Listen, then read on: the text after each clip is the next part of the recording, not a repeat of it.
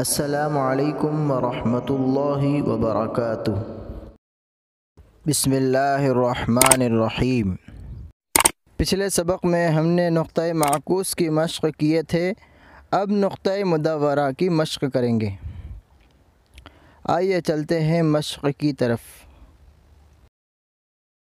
पहले लकीरें लगा लें।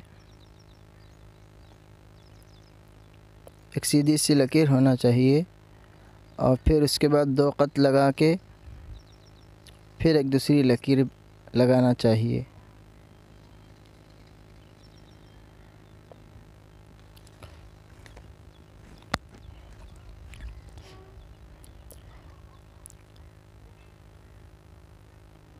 ये अलिफ़ की आदि शक्ल है।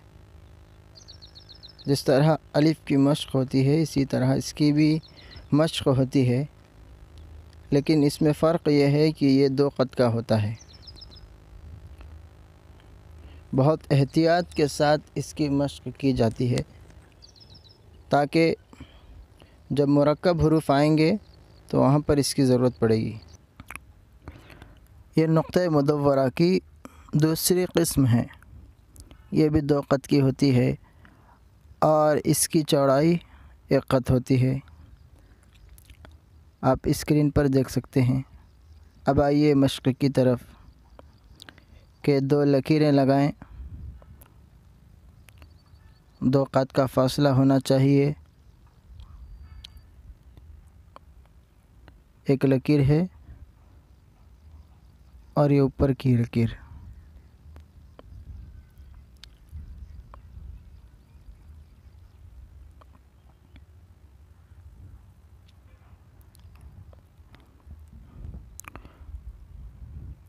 हम मश्क शुरू करते हैं।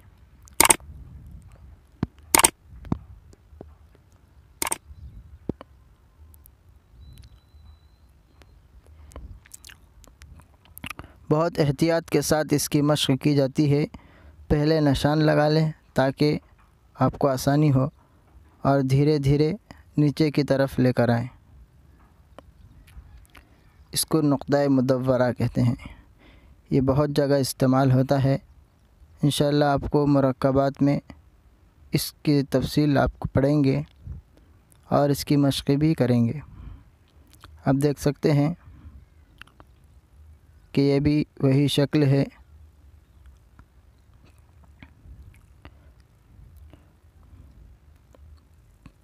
अब इसके नाप लेंगे।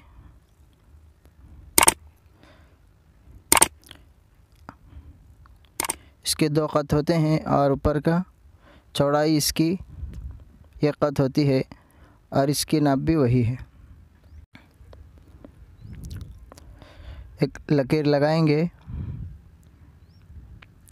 पहले की तरह लकीर लगाएंगे। दो क़द की नाप लेने से बेहतर होगा। और ये लकीर लगाएंगे।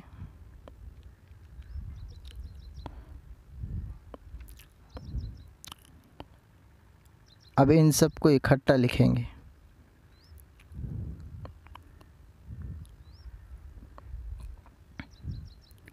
ये दूसरी तरफ फिरना है बाएं तरफ और ये दाएं तरफ।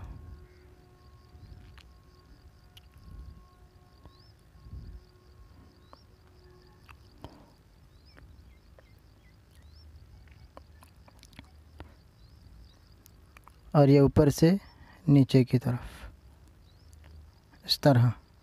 इसका उल्टा है।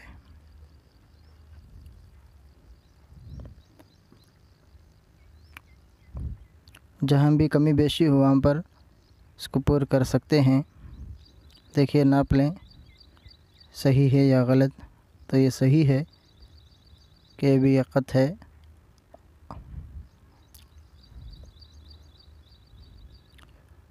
जहाँ पर कुछ कमी बेशी हो उसको सही कर लें।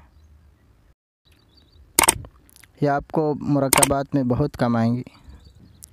अब इंशाअल्लाह अगली वीडियो में मिलते हैं। अस्सलामु अलैकुम वरहमतुल्लाहि वबरकातुहू।